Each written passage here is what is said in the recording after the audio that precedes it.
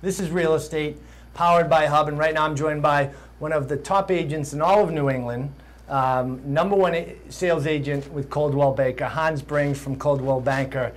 Thanks for being here. Thanks again, Chris, for having me. I much appreciate it. And you know, we're in a spring market right now.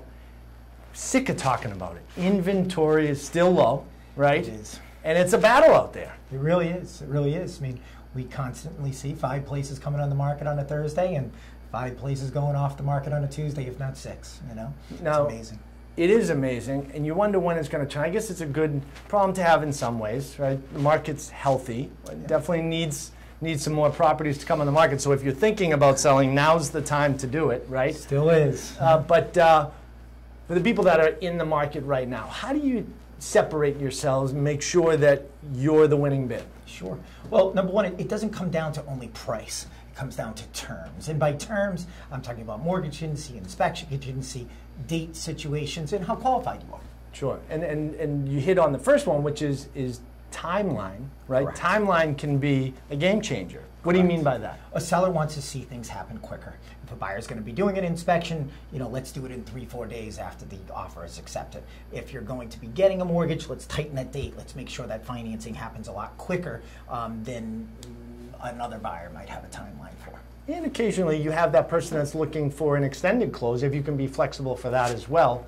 Flexible. It's something I almost always write in my offer for my buyer clients. Just, you know, where it says closing date, flexible. That's the key word. You don't want to give them the reason for them not to accept your offer. Great way to put it. I bet you a lot of agents don't do that. That's an interesting tip right there. Now, let's talk about contingencies. There's a few of them that go with the offer. Let's hit the inspection contingency first. Sure. What can a buyer-seller do to work around that? Well, you know, some buyers nowadays are doing one of 2 things. They're actually either omitting the inspection contingency completely, just stating that they're accepting the property as is, and they're doing that by either having a contractor or inspector already come to the property before the offers are due, or they're just hoping that the repairs aren't as bad as they could be afterwards. We had Boston Home Inspectors in here last week on the show, and it was interesting to see how his business has changed. He's getting a lot of calls, like you said, with pre-offer inspections. He's not going in and doing a full inspection that takes 3 or 4 hours, but he's going in, hitting key points in the property. It's sad to say, but that's something that you might have to do for the largest investment of your life. It's the high-end costs, you know, and that's what the buyer's concerned with. And you know, we all know that we don't want to be the day after closing and the heating system goes and there's $8,000–$10,000 due. Yeah, and that's still a scary thing for me, just to waive it. But it's the reality of today's market. And really, it's the way buyers are getting their offers accepted.